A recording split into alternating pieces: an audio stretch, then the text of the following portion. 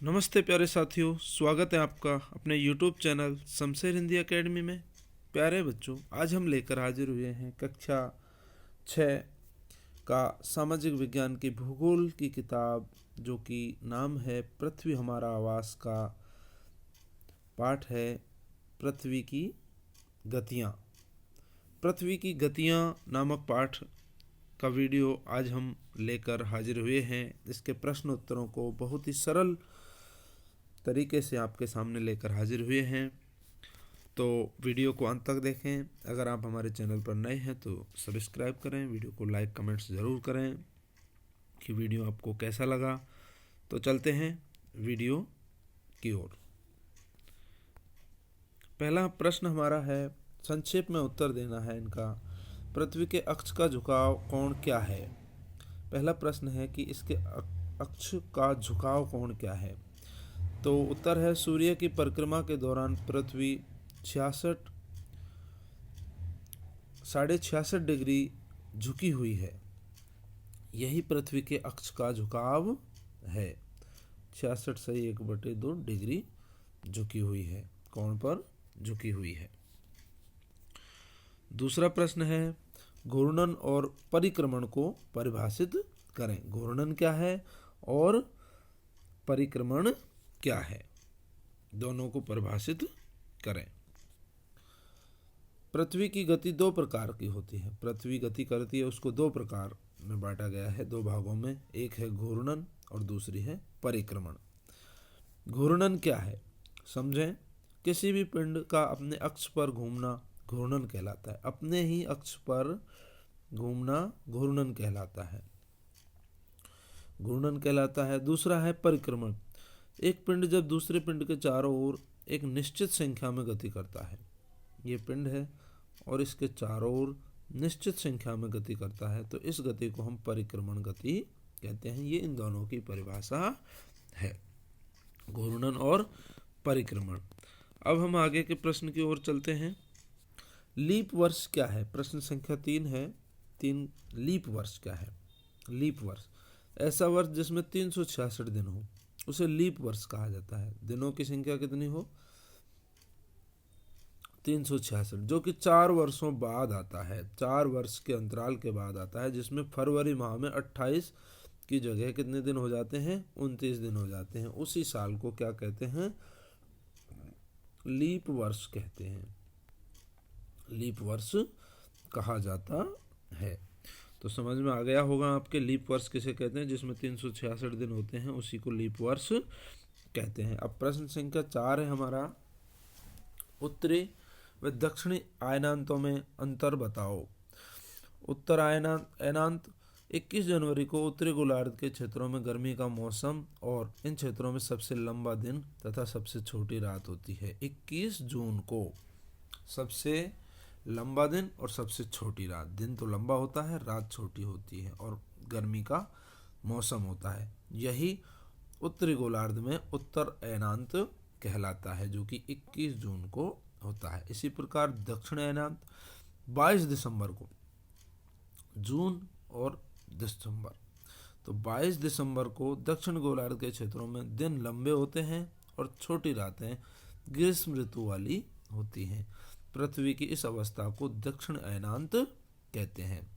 देखिए, दिन यहाँ भी लंबे हैं, रातें यहाँ भी छोटी हैं और दोनों में ग्रीष्म मौसम रहता है, और इस अवस्था को दक्षिण और उत्तरी अयनांत कहते हैं। तो उत्तरी अयनांत तो हुआ 21 जून को और दक्षिण अयनांत हुआ 22 दिसंबर को। पांचवा प्रश्न हमारा है। पांचवें प्रश्न, विषुव क्या है? विषुव किसे कहते हैं? 21 मार्च एवं 23 दिसंबर को सूर्य की किरणें विषुवत रेखा पर लंबवत पड़ती हैं। 21 मार्च व 23 दिसंबर को सूर्य की किरणें कैसे पड़ती हैं? विषुवत रेखा पर लंबवत। इस स्थिति में कोई भी ध्रुव सूर्य की तरफ झुका हुआ नहीं होता, इसलिए पूरी पृथ्वी पर रात और दिन एक बराबर होते हैं। इस भौगोलिक स्थिति को क्या कहते हैं? विषुव कहते हैं। विषुव 21 मार्च और 23 सितंबर को।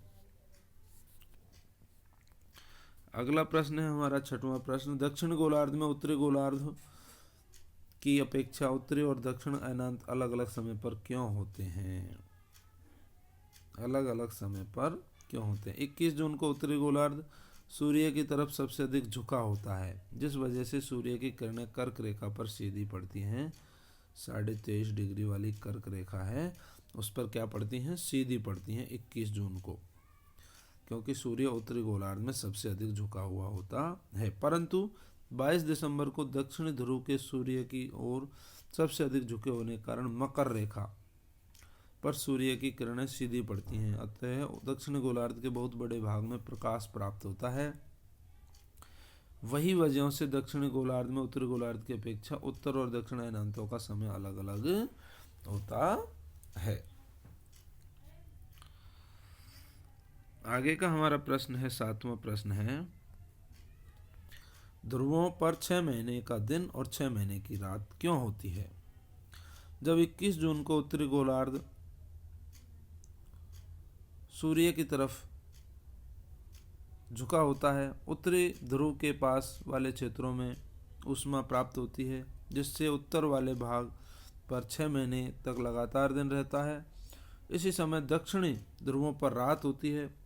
इसी प्रकार जब 22 दिसंबर को दक्षिण गोलार्ध की तरफ सूर्य की तरफ झुका होता है, तब दक्षिण गोलार्ध के भागों में प्रकाश प्राप्त होता है, जिससे 6 महीने तक दक्षिण ध्रुवों पर दिन रहता है और उत्तरी ध्रुवों पर रात होती है। इस तरीके से 6 महीने रात और 6 महीने दिन होता है। ये थे संक्षेप में प्रश्न। अब हैं ऑब्जेक्टिव प्रश्न, जिनको विकल्पात्मक प्रश्न भी। पृथ्वी की सूर्य के चारों ओर की गति को क्या कहते हैं? पृथ्वी के सूर्य के चारों ओर की गति को क्या कहते हैं? इसको कहते हैं परिक्रमण गति। परिक्रमण गति क्यों कहते हैं? क्योंकि ये पृथ्वी है, ये सूर्य है और ये इसके चक्कर लगाती है, तो इसको परिक्रमा करना कहते हैं, परिक्रमण गति कहते हैं। सूर्य की सीधी किरणें विषुवत रेखा पर किस दिन पड़ती हैं? 21 जून को वो सीधी पड़ती हैं, 21 जून को। गर्मी में क्रिसमस का पर्व कहाँ मनाया जाता है? गर्मियों के दिनों में क्रिसमस का पर्व ऑस्ट्रेलिया में मनाया जाता है। ऋतुओं में परिवर्तन पृथ्वी की किस गति के कारण होता है? ऋतुओं में परिवर्तन पृथ्वी की किस गति के कारण होता है? वो होता है परिक्रमा वाली गति, परिक्रमण गति के कारण। और दिन और रात का बनना होता है घूर्णन गति के कारण। अब आखिरी पड़ाव पे हैं प्रश्नों के, और खाली स्थान हमें भरने हैं। एक लीप वर्ष में दिनों की संख्या कितनी होती है? यह हमने देखा था ऊपर, 366। पृथ्वी की प्रतिदिन की गति को क्या कहते हैं हम? घूर्णन गति। क्या कहते हैं? घूर्णन गति। पृथ्वी सूर्य के चारों ओर स्थिर कक्षा में घूमती है, स्थिर कक्षा में घूमती है।